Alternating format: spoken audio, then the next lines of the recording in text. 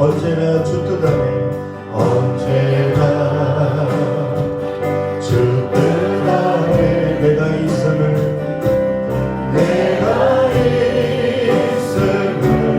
아노라. 사랑과 말씀들이 나를 더욱 새롭게 하니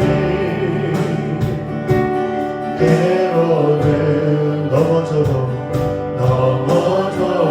채웃은 길을 민도나네.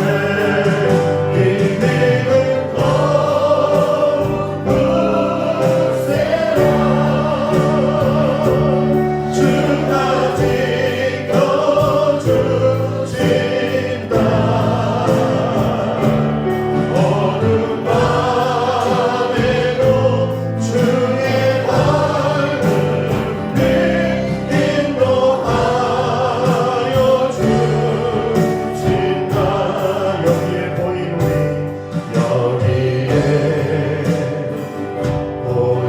우리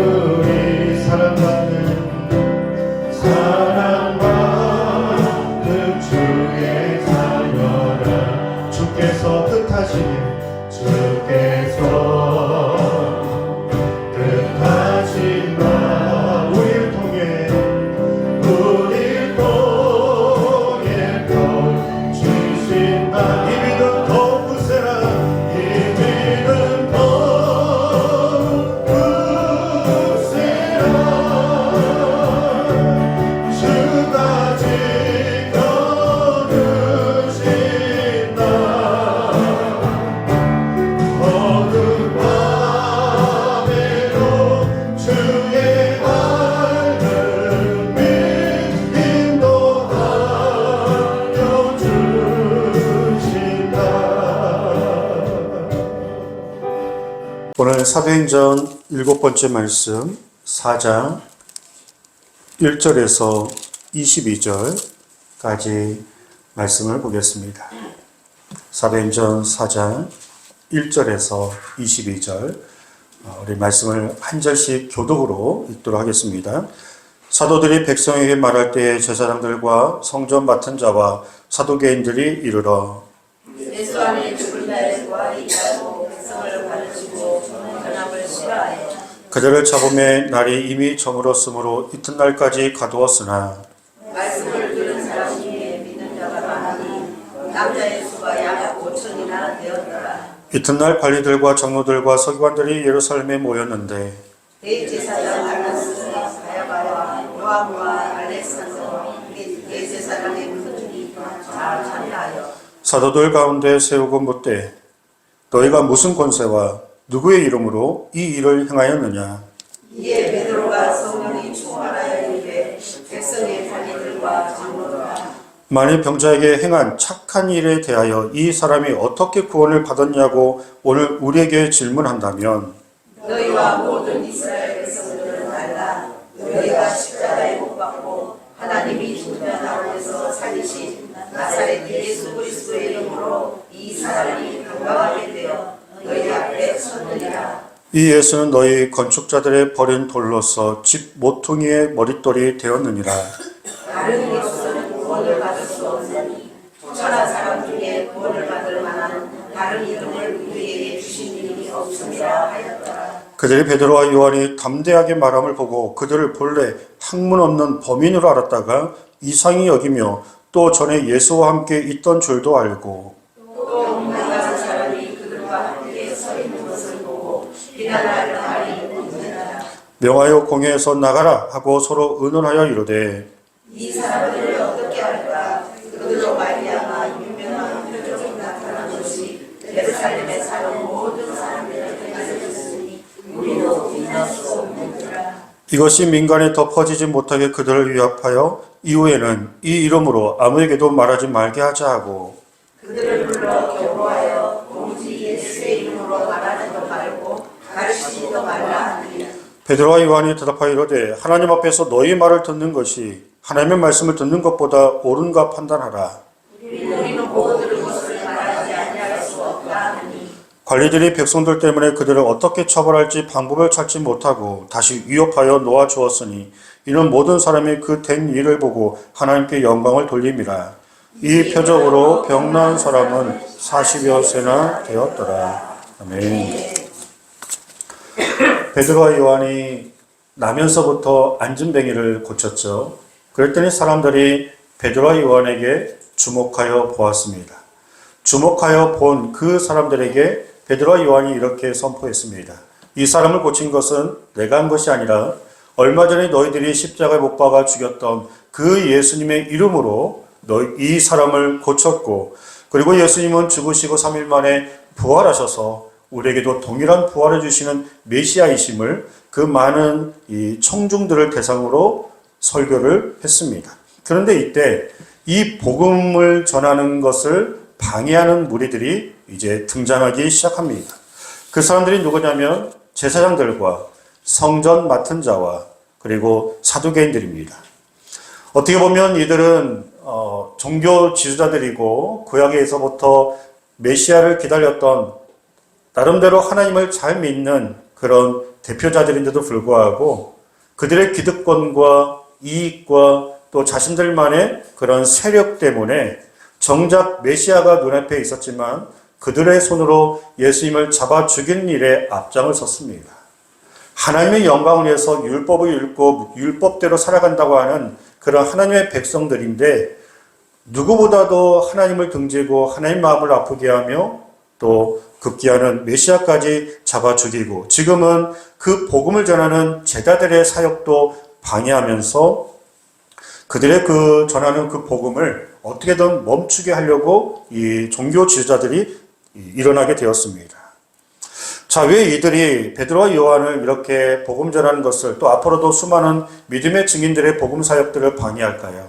그 이유는 이들은 지금 로마의 정권으로부터 경제력, 정치력 이런 힘을 얻어서 자신들만이 이 회중들을 이끌고 설교를 할 수 있고 그리고 자신들만이 백성들을 이끌 수 있는 어떠한 리더들 그리고 그런 권한이 있다라고 생각했던 사람들인데 베드로와 요한은 그런 기준을 볼 때는 종교적으로 그런 권한을 준 적이 없다라고 생각하는 거죠. 대체 저 사람들이 누구이길래 저렇게 많은 사람들을 모아놓고 저런 설교를 하느냐. 그런 일들은 우리만 할 수 있는데 왜 우리의 기득권에 침해를 하고 그리고 우리에게 이렇게 도전을 하는 차원에서 베드로와 요한에 대해서 경계심을 갖는 것입니다. 그리고 또 하나는 사두개인들은 부활을 믿지 않았습니다.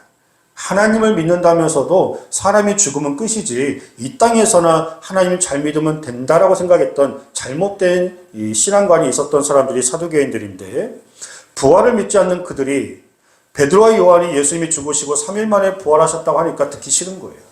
그래서 그 복음 사역을 방해하는 겁니다. 그리고 제사장들도 그들의 손으로 예수님을 죽인 것이 당연하고 잘했다고 생각했는데 십자가에서 죽으시고 3일 만에 부활하심에 대해서 그리고 그들이 목격했다라고 그것을 증거하고 있으니 제사장들은 그것을 막을 수밖에 없었던 것이고 그리고 충격적인 또 선언이 아닐 수 없었던 것입니다. 그래서 이 종교제자들이 사도들의 복음을 막기 위해서 감옥에 일단 집어넣었습니다. 그러나 4절에 보시면 말씀을 들은 사람 중에 믿는 자가 많으니 남자의 수가 약 5천이나 되었더라. 복음에 반대가 있었지만 4절 말씀에서는 믿는 자의 수가 날로 늘어나고 있다라고 말씀하고 있어요. 복음을 방해한다고 해서 멈춰지지 않고 대조적으로 복음의 확장과 그 생명력이 계속적으로 지경이 넓어지고 있음을 4절에서 말씀하고 있습니다. 남자의 숫자만 5천 명입니다. 어린이, 노약자, 여성분들을 포함한다면 한 2만 명 되겠죠. 그 예루살렘의 중심으로 지금 2만 명의 성도의 대교회가 지금 형성되어져 있습니다. 예수님이 십자가에 죽으셨기 때문에 모든 것이 끝났다라고 생각했던 그 유대인들 사이에서 죽으시고 그 부활하심에 대한 증거로 인하여서 그 증인들 통해서 알게 모르게 믿는 자의 수가 이처럼 많아지고 있다는 것을 그래서 이 종교 지도자들은 그게 더 싫은 거예요. 자신들의 유대인들의 기득권이 빼앗기는 것 같으니까 더 거부를 하고 있습니다. 복음 전하는 것을 듣기 싫었다라고 말씀하고 있어요. 저희가 이 복음을 전할 때, 전도할 때 듣기 싫어하는 사람들이 있습니다. 전도지를 주면 팽개치고 받아서 땅에 버리고, 그리고 복음 전하는 사람들을 이상하게 생각하면서 거부하는 사람들이 많습니다. 하지만 이처럼 믿는 자의 수가 많고, 그리고 온 열방에, 온 땅에 세워진 수많은 교회와 수많은 성도님들을 통해서 믿는 자들이 더 많은 줄 믿습니다. 거부하고 싫어하는 사람들보다 예수님 믿고 구원받은 영혼들이 더 훨씬 더 많다는 거예요.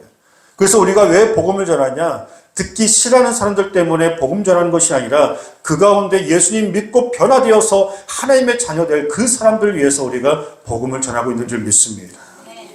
자, 이제 이런 이 종교 지도자들이 이제 베드로와 요한을 신문하기 위해서 예루살렘으로 이제 모이기 시작합니다.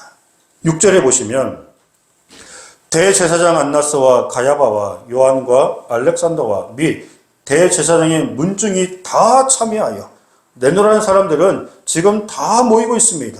이 조직 이름을 산헤드린이라고 합니다. 산헤드린 공회라고 해서 종교 지도자들의 대표성을 띠고 모든 종교적인 그런 결정권이 있는 그런 한편으로는 무서운 조직입니다. 그래서 이 모든 대표들이 싹 모아서 마치 죄인을 가운데 세우고 신문하듯이 베드로와 요한을 지금 몰아세우기 시작합니다. 자, 이렇게 신문합니다. 너희가 무슨 권세로 누구의 이름으로 이 일을 행하였느냐? 너희가 무슨 권세로 누구의 이름으로 이 일을 행하였느냐? 여기서 너희가 라는 말은요, 굉장히 무시하는 언행입니다. 너희가 뭔데? 어떤 자격으로?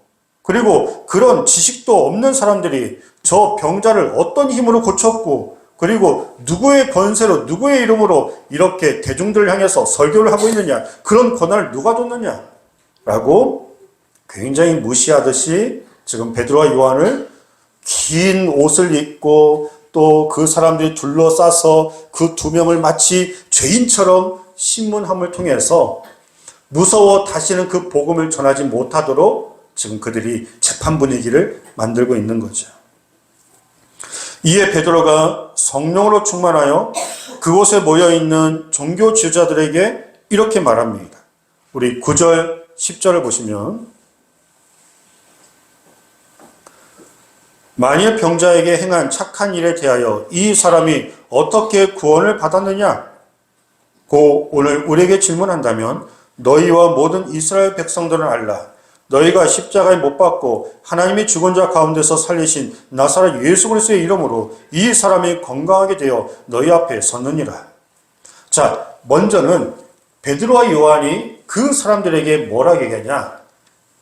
이 병자에게 착한 일을 한 것 때문에 지금 베드로와 요한이 끌려온 이유가 뭐죠? 나면서부터 안진뱅이를 고친 거 외에는 없어요. 아니, 병자가 고침받은 게 나쁜 일입니까? 왜 재판을 받아야 하는지, 왜 신문을 받아야 하는지 지금 반론하는 겁니다. 우리가 한 일은 저 병자에게 착한 일을 한 것이다. 그러면서 지금 너희들이 우리를 신문하는 것이 틀렸다라고 반문하는 겁니다.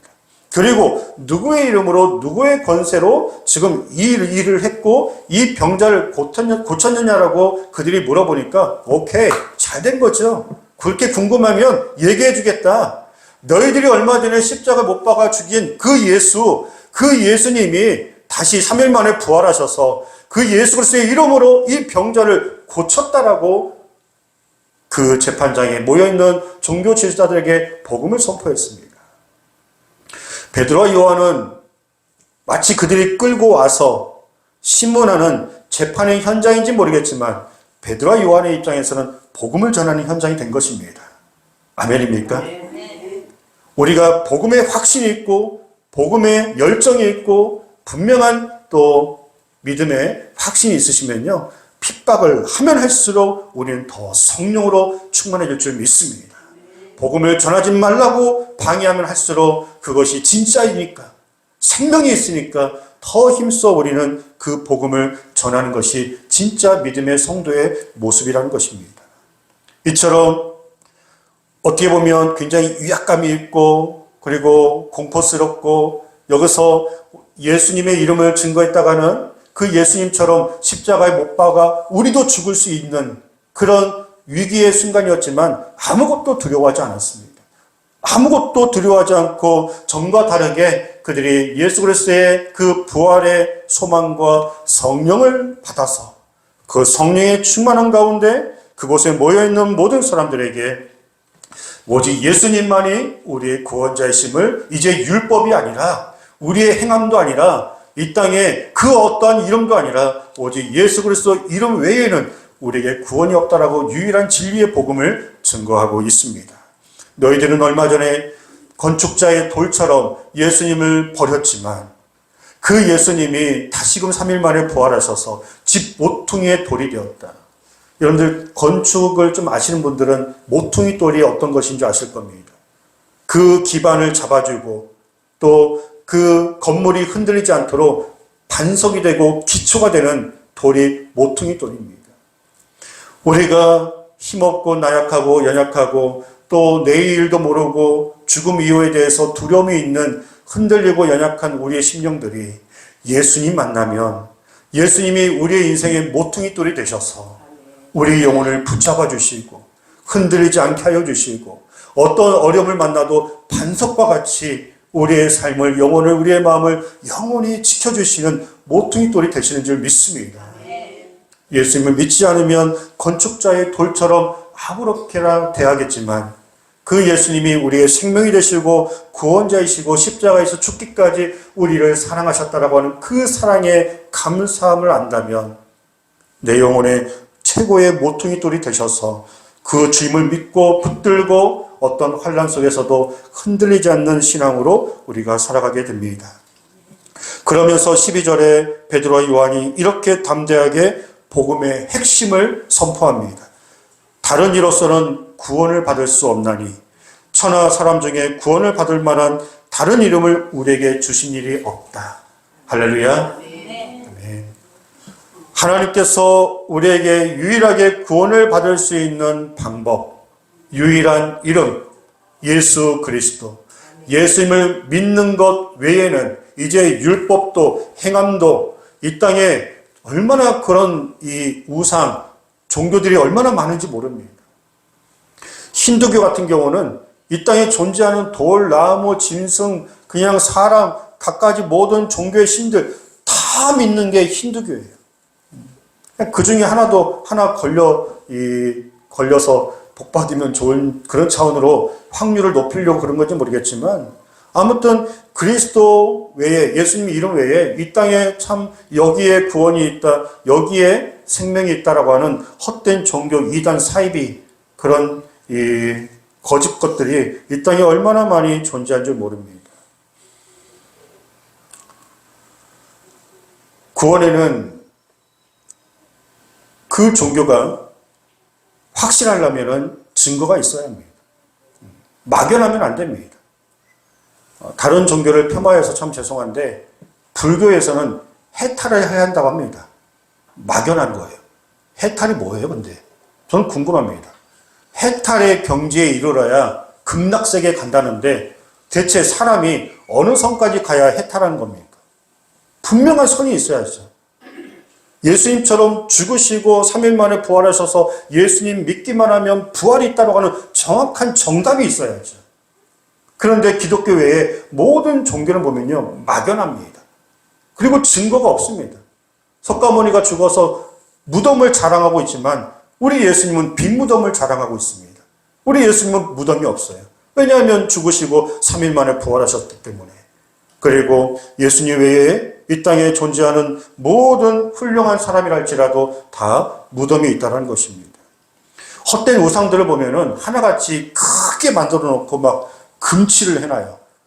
웅장하게 만들어 놓으면 막 그게 힘이 있는 것처럼 그렇게 만들어 놓는데 죽어 있는 것이 사람의 손으로 만든 우상이 우리가 믿는 신은 우리가 사람의 손으로 만들 수 없어야죠. 그렇잖아요. 그래야 신인 거죠. 그런데 사람의 손으로 형상을 만들어서 비나이다 하는 게 어떻게 그게 신이 될 수 있습니까? 종이 쪼가리 부적 하나 벽에다 붙여놓고 그 부적이 나한테 무슨 복을 줍니까? 명태 하나 걸어놓고 복줄이 하나 걸어놓으면은 복을 받습니까? 대체 누가 복을 주는 겁니까? 복조리가 복을 주는 거예요. 명주실이 그 실을 걸어놓으면 명이 긴다고 하는데 실이 나한테 복을 주는 거예요. 북어대가리가 복을 주는 거예요. 뭐가 복을 주는 겁니까? 분명히 나에게 복을 주는 그 대상이 있어야죠. 왜 사람보다 못한 그런 물건들을 걸어놓고 비나이가 하고 있냐는 거죠. 굉장히 어리석은 거잖아요. 하물며 원숭이가 신이고 코끼리가 신이고 그런 동남아 이런 태국이나 인도나 가보면요. 왜 동물들을 신으로 모시고 있는지 모르겠어요. 사람이 무언가를 믿고자 하는 그런 마음은 있지만 그 믿음이 악한 사탄 마귀에게 빼앗겨서 잘못 믿음이 들어가니까 헛된 것에 분명한 살아계신 그리고 생명이 있고 분명한 증거가 있고 증인이 있는 확실한 그 믿음을 붙잡아야 하는데 뭔가는 믿고는 싶은데 어설프고 거짓되고 헛된 것들을 마귀에게 미혹되어서 그렇게 죽어가는 영혼들이 얼마나 많은지. 그런데 저희들은 예수님 믿고 하나님 백성으로 살아가는 것이 참으로 복 중에 복인 줄 믿습니다. 그리고 종교의 자유의 나라에서 그리고 언제라도 이렇게 성전에 나와서 하나님께 편하게 자유롭게 예배할 수 있는 이 놀라운 것은 당연한 것이 아니라 하나님의 은혜입니다. 자, 이제 제자들이 이렇게 담대하게 복음을 증거하고 있는데요. 그곳에 모여있는 많은 종교 지도자들이 이상하게 여기기 시작합니다. 13절에 보시면 그들이 베드로와 요한이 담대하게 말함을 보고 그들을 본래 학문 없는 범인으로 알았다가 이상히 여기며 또 전에 예수와 함께 있던 줄도 알고 베드로와 요한이 말을 너무 잘하는 거예요. 말을 너무나 잘하고 저들이 어부인데 배운 것도 없고 무식한 사람들인데 어떻게 저런 학식이 있고 지식이 있고 저렇게 거침없이 분명히 우리들 앞에서는 어떤 사람도 그냥 벌벌 떠는데 저 베드로와 요한은 어떻게 저렇게 담대하게 그리고 저런 지식을 가지고 저렇게 유창하게 복음에 대해서 우리에게 가르치는지 하나도 반박할 것이 없다. 첫 번째로 베드로와 요한의 담대한 그 복음 말씀에 그들이 반박할 내용이 없는 거예요. 그리고 베드로와 요한이 또 담대할 수 있는 이유가 또 하나 있습니다. 14절을 볼까요? 또 병 나은 사람이 그들과 함께 서 있는 것을 보고 비난할 말이 없는지라. 그 자리에 누가 있는 거예요? 나면서부터 앉은 병이 고침받은 그 사람이 증인으로 그 자리에 있는 거예요. 증인이 그 자리에 있는데 그러니까는 그곳에 모여있는 종교 지도자들이 할 말이 없는 거예요. 그냥 소문만 들었다면 거기에 대해서 반박하겠지만 진짜 증인이 그리고 그 사람의 나이가 40세라고 하고 있잖아요. 평생에 한 번도 일어나 보지 못한 40세의 성인이 고침을 받아서 그 재판 현장 가운데 버젓이 있는데 증인이 있는데 무엇으로 반박할 수 있겠습니까? 그러니까 더 확신을 가지고 담대하게 본인도 증인이지만 그 고침받은 그 사람을 드러내면서 더 힘있게 예수 그리스도의 이름을 증거할 수 있었던 것입니다. 그래서 이들이 그럼에도 자신들의 기득권과 또 사람들을 빼앗기고 싶지 않아서 방해는 해야겠고 그것을 막아야 하기 때문에 최선의 방법으로 무엇이 있을까? 17절에 보시면 이것이 민간에 더 퍼지지 못하게 그들을 위협하여 이후에는 이 이름으로 아무에게도 말하지 말게 하자 하고 그들이 할 수 있는 것은요. 위협하고 겁주는 것밖에 없어요. 왜냐하면 많은 사람들이 보고 있으니까 함부로 죽일 수 있지도 못해요. 증인도 있고 그리고 예루살렘에 5,000명 그리고 또 전체 숫자가 2만 명. 믿는 자의 수가 또 믿는 자의 성도와 증인들이 이렇게 많이 있는데 함부로 이 두 사도를 죽였다가 그 사람들에게 어떤 몰매를 당할지 모르기 때문에 그냥 겁만 주었습니다. 다시는 너희들은 이런 권한이 없으니까 그런 회중들 대상으로 이렇게 설교할 수 있는 권한은 우리에게만 있으니까 너희들은 앞으로 이렇게 대중들을 상대로 복음 전하는 것을 했다가는 그때는 정말 더 크게 혼날 거야 라고 하고 겁만 주고 그들을 돌려보내게 됩니다. 그러나 이때 베드로와 요한이 이렇게 선포하죠. 하나님 앞에서 너희 말을 듣는 게 옳으냐 아니면 하나님의 말씀을 듣는 게 옳으냐. 자, 여러분들에게 질문 드리겠습니다. 하나님께서 주신 말씀을 듣는 게 옳은 거예요? 사람의 말을 듣는 게 옳은 거예요? 하나님의 말씀을 듣는 게 옳은 거죠. 지금 베드로와 요한이 이 복음을 선포하는 것은 하나님이 기뻐하시는 겁니다. 핍박이 있고 공격이 있고 또 내가 오늘 이 자리에서 죽는다 할지라도 하나님이 기뻐하시는 일이기 때문에 사람의 말이 아니라 내가 하나님의 말을 듣겠다. 그러니까 내가 하나님 때문에 이 복음 전함을 전혀 두려워하거나 또 물러서거나 타협하지 않고 있는 것입니다. 우리가 보고 들은 것을 말하지 않을 수 없다. 직접 눈으로 보았고 예수님께 들었고 그리고 또 하늘로 승천한 것까지 우리가 똑똑히 목격을 했기 때문에 안 봤으면 모르는데 우리가 봤는데 우리가 들었는데 우리가 체험을 했고 경험을 해서 나에게도 천국의 소망을 누리니까 얼마나 감사하고 막 기쁘고 은혜가 넘치고 똑같은 일상의 삶인데 천국에 대한 소망을 가지고 하나님의 자녀로 살아가니까 웬만한 문제도 다 이길 수 있는 그런 믿음과 담대함이 있는데 그런 증인인데 어떻게 보고 들은 것을 우리가 증거하지 않을 수 있겠냐? 앞으로 더 열심히 하겠다라고 그 재판 현장에서 종교 지도자들에게 똑똑하게 얘기합니다. 담대하게 이야기를 합니다. 그리고 선포하는 겁니다. 핍박하면 할수록 우리는 더 복음을 증거할 거니까 알아서들 하시라고. 그러니까 그들 입장에서는 굉장히 혼란스럽겠죠.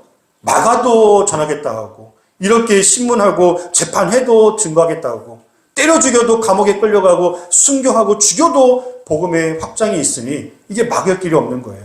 왜 그런 거예요? 생명이 있기 때문에 그런 거예요.